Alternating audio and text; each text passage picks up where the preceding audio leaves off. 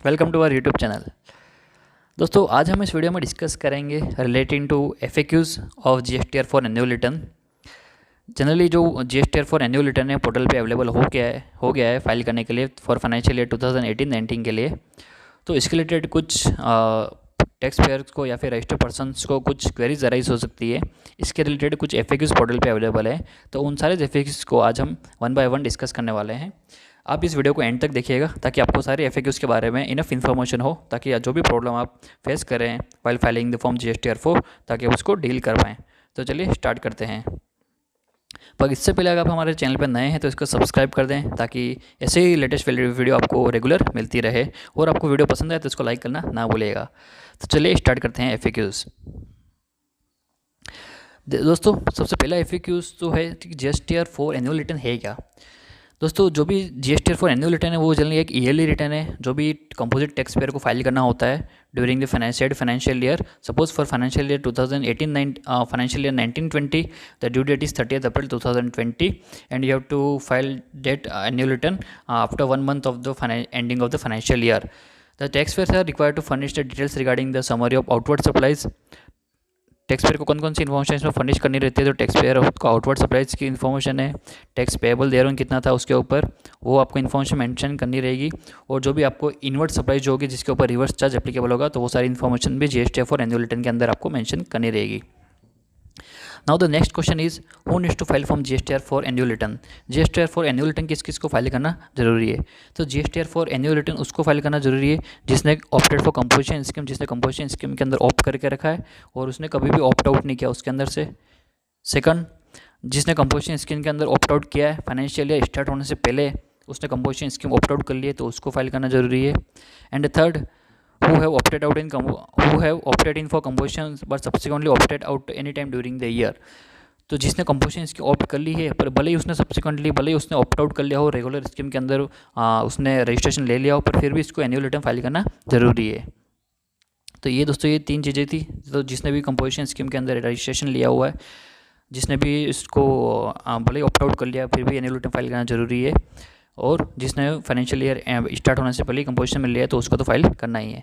अब किस किस को एनुअल रिटर्न फाइल नहीं करना है, तो उसके अंदर कौन कौन से टैक्स पेयर्स होंगे, जैसे रेगुलर टैक्स पेयर होंगे जिसने कंपोजिशन इसकी ऑप्ट नहीं की है, नॉन रेजिडेंट टैक्सेबल पर्सन जो NRI हैं, OIDR सर्विसेज जो प्रोवाइड करते हैं वो हैं, इनपुट सर्विस डिस्ट्रीब्यूटर्स इसलिए IST डिस्ट्रीब्यूटर्स जो हैं उनको GSTR4 एनुअल रिटर्न फाइल करने की ज़रूरत नहीं है। CRTP जो भी होंगे कैजुअल टैक्सेबल पर्सनस उनको फाइल करने की ज़रूरत नहीं है। जो भी persons tax at source credit करते हैं या फिर टैक्स कलेक्ट एट सोर्स करते हैं सेक्शन 51-52 के अंडर उनको भी फाइल करने की ज़रूरत नहीं है। UIN हैंडल होल्डर हैं उनको भी फाइल करने की ज़रूरत नहीं है। Now the question is whether GSTR4 इज मैंडेटरी टू फाइल। यस, जो भी पर्सन कंपोजिशन के अंदर रजिस्ट्रेशन लिया है और जो भी कंडीशन ऊपर फुलफिल होती हैं वो अगर पर्सन है तो आपको GSTR4 मैंडेटरी फाइल करना रहेगा, आपके पास में और कोई ऑप्शन नहीं रहेगा। By when do I need to file form GSTR4, मेरे को GSTR4 कब तक फाइल कर देना है, तो GSTR4 की जनरली ड्यू डेट रहती है कि 30th of the month succeeding the financial year or as extended by the government from time to time। So for financial year 1920 के लिए जनरली जो ड्यू डेट थी वो 30th April 2020 थी, बट गवर्नमेंट ने इसको एक्सटेंड करके 31st August 2020 कर दिया, तो आपको 31st August 2020 तक फाइनेंशियल ईयर 1920 के लिए GSTR4 फाइल करना रहेगा। अब जनरली जो इंपॉर्टेंट क्वेश्चन अराइज होता है वो उसके अंदर ये है, suppose how I got my registration cancelled in the financial year. Am I required to file form GSTR4 sorry, मैंने मेरा registration during the year cancel करवा दिया है तो क्या मेरे को GSTR4 फाइल करना जरूरी है। यस, उसके अंदर आपको मेंशन करना है अगर आपने GSTR4 एनुअल रिटर्न फाइल करना है आपको required to file if you are a composite taxable person during any part of the financial year. Friends this point is very important. अगर आप फाइनेंशियल ईयर 1920 के अंदर आप एक भी दिन अगर कंपोजिशन स्कीम के अंदर हैं तो आपको GSTR4 एनुअल रिटर्न फाइल करना पड़ेगा। And if you got your registration cancel during the financial year, भले ही आपका रजिस्ट्रेशन उसके ईयर के अंदर कैंसिल हो गया उससे कोई मैटर नहीं करता, तो आपको एक भी दिन के लिए अगर आप कंपोजिशन स्कीम में थे ड्यूरिंग द ईयर तो आपको composition GSTR4 annual return file करना है। Now next question is I opted out of composition scheme in the financial year. Do I need to file form GSTR4 annual return? मैं during the financial year composition scheme से opt out कर गया हूँ तो मेरे को GSTR4 file करना ज़रूरी है। यस क्वेश्चन में ये फिर से मेंशन है कि आपको ये GSTR4 तो फाइल करना ही है, भले आप कंपोजिशन स्कीम से ऑप्ट आउट कर लें, even if you opt out from the composition scheme during the year, but yes even if you hold the composition scheme even for the one day, then you have to file GSTR for annual return. You have no option. So if you have opted out from the composition scheme for the tax period during which you are remained under composition scheme, जिस period के लिए अभी आप composition scheme में थे उस period के लिए आपको composition annual return फाइल करना रहेगा. नो GSTR फाइल करने के कुछ प्री कंडीशंस हैं, जैसे कि what are the precondition for filing GSTR four annual return. The precondition for filing GSTR four annual return are generally tax payer must have registered in the relevant financial year and opted for the composition scheme for even a one day. Friends, this point is very important is even for a day during the financial year. अब during the financial year आप अगर एक दिन के लिए भी आप composition scheme में है तो आपको कंपोजिशन स्कीम के लिए एनुअल रिटर्न फाइल करना है जिस पीरियड के लिए भी आप कंपोजिशन स्कीम में थे. Taxpayer must file all the applicable return in form form CMP 08 quarterly forms of the relevant financial year before filing the form GSTR for annual return. अगर आपको GSTR for annual return for financial year 1920 के लिए ये आपको file करना है तो before that आपको जो भी CMP 08 हमारे को क्वार्टरली फाइल करने रहते हैं वो सारे CMP 08 आपके फाइल होने चाहिए पहले, तो इसके बाद ही आप annual return form GSTR fall file कर पाएंगे. अगर आपने एक भी रिटर्न CMP 08 फाइल नहीं किया है तो आपको जो भी GSTR फॉर एनुअल रिटर्न वो आपको फाइल करने का ऑप्शन नहीं मिलेगा. Next is I have not filed all the applicable return statement during the financial year. Still, can I file the return without filing of those applicable returns? So yes, as I said, you cannot file this return. You cannot file this return in form GSTR for without filing form CMP 08 for the applicable period during the relevant financial year. अगर आपने CMP 08 file नहीं किया है एक भी quarter के लिए तो आपको एनुअल रिटर्न फाइल करने का ऑप्शन नहीं मिलेगा. Now, next question is, can I file the nil form GSTR for nil annual return? आप nil form GST annual form file कर सकते हैं अगर आप कंपोजिशन डीलर हैं, अगर आपके पास में कोई भी टर्नओवर नहीं हुआ आपके ड्यूरिंग द ईयर और आपके सारे CMP 08 आपने जीरो फाइल किए हैं तो आप यस फाइल कर सकते हैं. Yes not pended in outward supply, आपने कोई भी आउटवर्ड सप्लाई नहीं किया during the year. Not received any goods और सर्विस, आपने कोई भी गुड्स और सर्विस रिसीव नहीं किए. Have no other liability to report, अगर आपके पास में कोई भी लाइबिलिटी नहीं है जैसे कि रिवर्स चार्ज मैकेनिज्म की लाइबिलिटी हो, ऐसी कोई भी लाइबिलिटी नहीं है. And file nil form CMP 08, आपने सारे के सारे नील फाइल किए हुए हैं quarterly. And there is no late fee unpaid for GSTR four के लिए आपके पास में कोई भी लेट फी नहीं है एप्लीकेबल होती है. अगर आप विद इन ड्यू डेट की फाइल कर देते हैं तो आप यस फाइल कर सकते हैं annual return GSTR four nil. Now next question is from where I can file the form GSTR four annual return. GSTR four annual return में कहाँ से फाइल कर सकता हूँ? तो GSTR फॉर एनुअल रिटर्न अभी ऑनलाइन पोर्टल पे आपको अवेलेबल हो चुका है. जो भी आप रिटर्न डैशबोर्ड पे जाएंगे तो आपको वहाँ पे मिल जाएगा. जैसे कि आप सर्विसेज में जाएंगे, इसके अंदर रिटर्न्स, फिर उसके अंदर एनुअल रिटर्न्स के अंदर जाएंगे तो आपको ये form GSTR four annual return का फॉर्मेट आपको मिल जाएगा. जनरली ऑफलाइन अभी तक अवेलेबल नहीं हुआ पर ये बहुत जल्दी अवेलेबल हो जाएगा. कहते हैं date of filing form GSTR 1 is be extended. GSTR 4 की डेट एक्सटेंड हो सकती है, यस एक्सटेंड हो सकती है. जो फाइनेंशियल ईयर अभी 1920 एंड 1920 के लिए ऑलरेडी एक्सटेंड हो चुके हैं 31 अगस्त 2020 के लिए. अब GSTR four annual return comprise of which table, क्या क्या टेबल्स उसके अंदर कंप्राइज होंगी? तो जैसे कि फॉर ये होगी inward supplies from registered supplier. Registered supplies के लिए आपने कौन कौन सी इनवर्ट सप्लाइज ली हैं, जैसे कि 8 details of inward supplies receive from a registered supplier other than reverse charge. Inward supplies for receive from the registered supplier. Reverse charge के अंदर जो भी मैकेनिज्म के अंदर फॉल होती हैं वो सप्लाइज. इसके बाद 4C होगा आपका inward supplies from unregistered supplier से. अगर जो भी आपने इनवर्ट सप्लाइज लिए तो वो सब डिटेल्स के अंदर 4C के अंदर मेंशन करनी रहेगी आपको. 4D के अंदर आपने इंपोर्ट ऑफ सर्विस कुछ किया है तो उसकी इन्फॉर्मेशन मेंशन करनी रहेगी. और फिर 5th होगा आपका जो summary of CMP 08 to view auto drafted details provided in file form CMP 08. CMP 08 के अंदर आपके जो भी ऑटो ड्राफ्टेड डिटेल रहेगी वो आपके 5th टेबल के अंदर रहेगी. 6th के अंदर आपकी रहेगी tax rate wise inward and outward supplies rate wise details रहेगी उसके अंदर. उनके अंदर आप एंटर कर सकते हैं tax wise details of the outward supplies. Inward supplies attracting reverse charge during the financial year, जो भी रिवर्स चार्ज अट्रैक्ट करती है उसको भी आप एंटर कर सकते हैं. TCS क्रेडिट जो रिसीव हुई है तो उसकी डिटेल्स आपके पॉइंट नंबर 7 में रहेगी.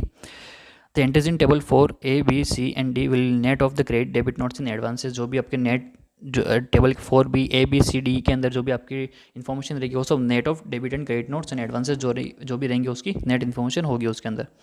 Now what are details enter in table 3A. 3A के अंदर कौन कौन से टेबल इन्फॉर्मेशन एंटर करनी है?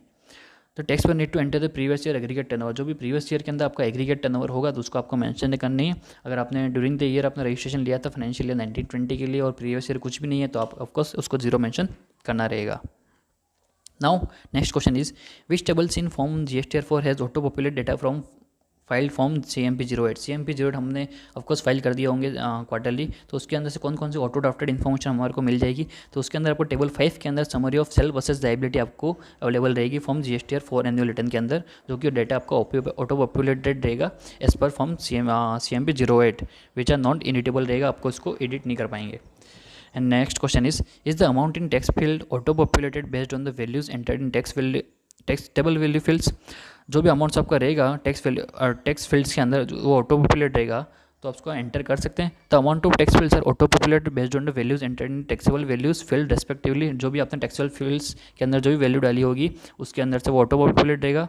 जो भी इसका सेस का फील्ड रहेगा which is not auto populate, cess का फील्ड रहेगा वो ऑटो पॉपुलेट नहीं होगा, उसके लिए आपको एंटर करना पड़ेगा बाय द टेक्स्ट पेयर। जो उसको इन्फॉर्मेशन कौन एंटर करेगा, तो टेक्स्ट पेयर उसके अंदर इन्फॉर्मेशन एंटर करेगा।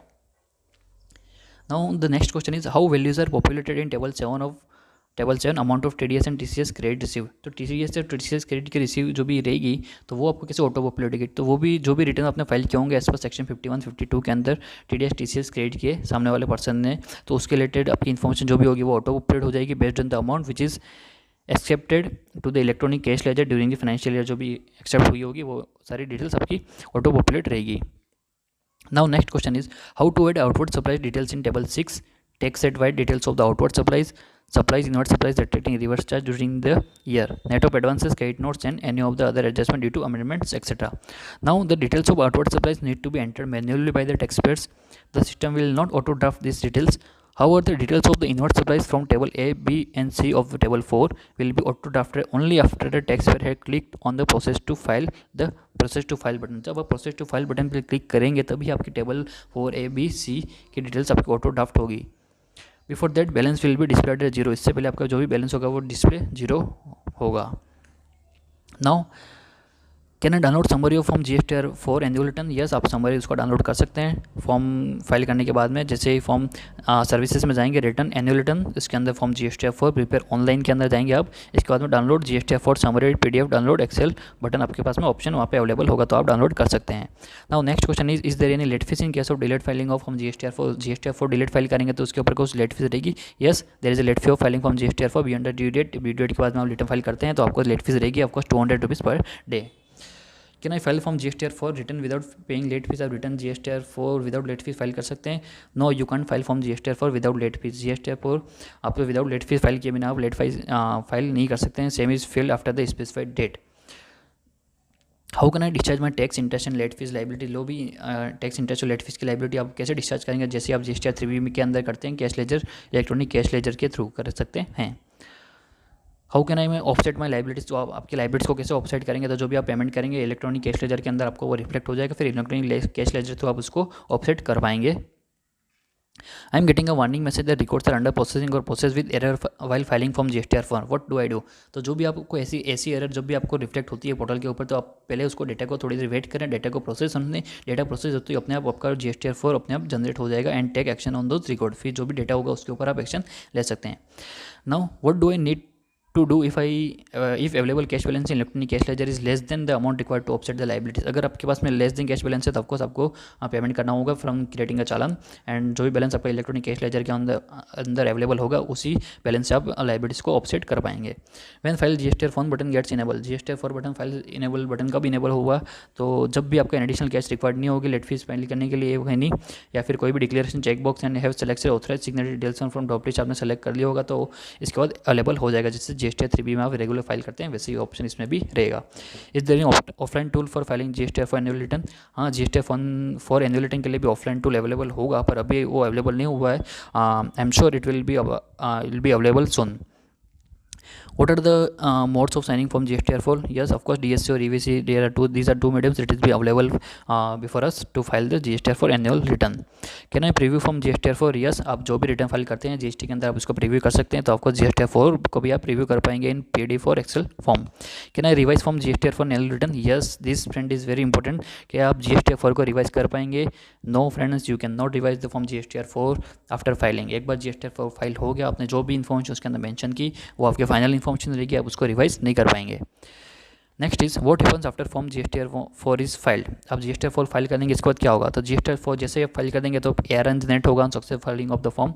जैसे सक्सेसफुल फाइल होगा तो ARN जनरेट होगा, जिसकी जो अभी इन्फॉर्मेशन होगी आपको SMS और ईमेल के थ्रू आपके मोबाइल नंबर और ऑथराइज सिग्नेचर जो भी होगा उसके ऊपर आ जाएगी। Electronic cash ledger, electronic liability party will be get updated, electronic cash ledger और लाइबिलिटी लेजर जो भी होगा वो अपडेट हो जाएगा। From where can I view the downloaded form GSTR4 downloaded form कहाँ से देख सकते हो, तो ऑफकोर्स आप सर्विसेज में जाएंगे, इसके अंदर रिटर्न्स ऑप्शन में, फिर next option is view and download file returns, तो ये ऑप्शन आपके अंदर अवेलेबल हो जाएगा after filing this form. So friends, these are the form 32 FAQs which we have discussed today, and I hope this will going to help you while facing any difficulty while filing the form GSTR4 annual return.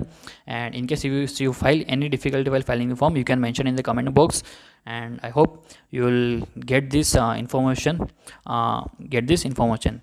और and I hope आपको ये video पसंद आया होगा। अगर आप हमारे channel पर नए हैं तो इसको सब्सक्राइब कर दें ताकि आपको ऐसी वीडियो रेगुलर मिलती रहें। So that's all for the day, thank you.